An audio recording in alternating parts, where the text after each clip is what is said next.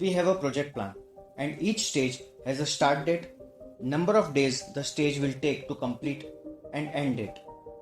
The start date of the next stage is same as the end date of the previous stage. So the plan is calculated in this manner. But this is not the real life scenario because weekends and holidays are not considered in this plan. So today in this video we will see how we can use workday function in Microsoft Excel to make this kind of plans more realistic. So stay tuned.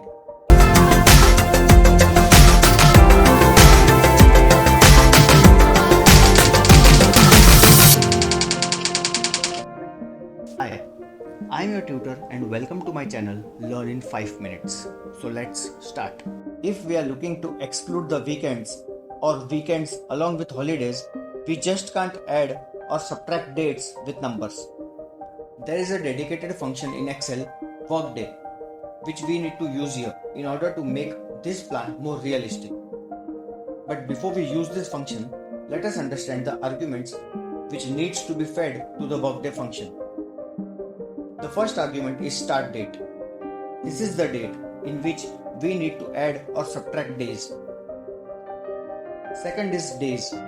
This is the number of days which we need to add or subtract. Third and final one is holidays, which is an optional argument.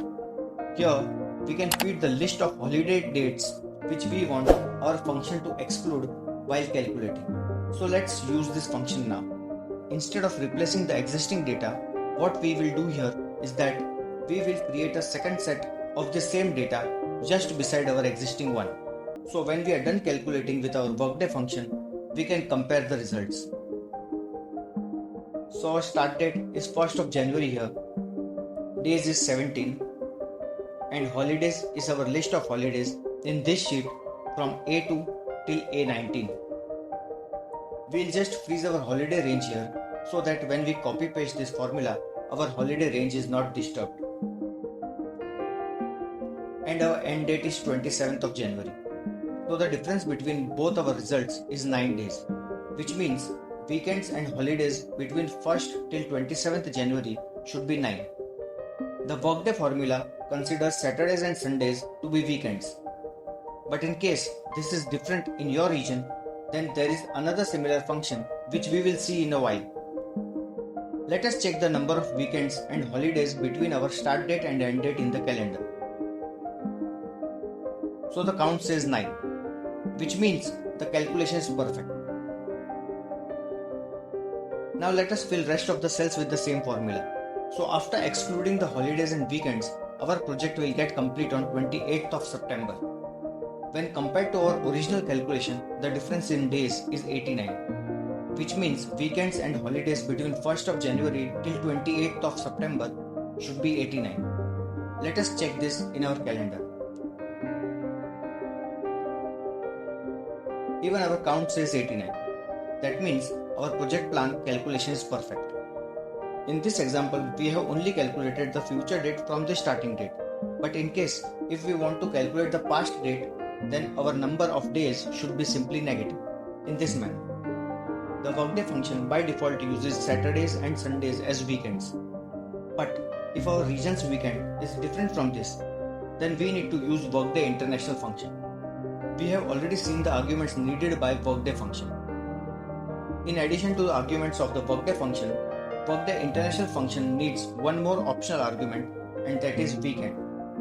This argument is to be provided before holiday and after days argument. The valid number of this argument is between 1 to 7 and 11 to 17. Each number represents a different day or days, as you can see on the screen right now. In case if this argument is omitted, then by default it will be considered as 1, which is Saturday and Sunday.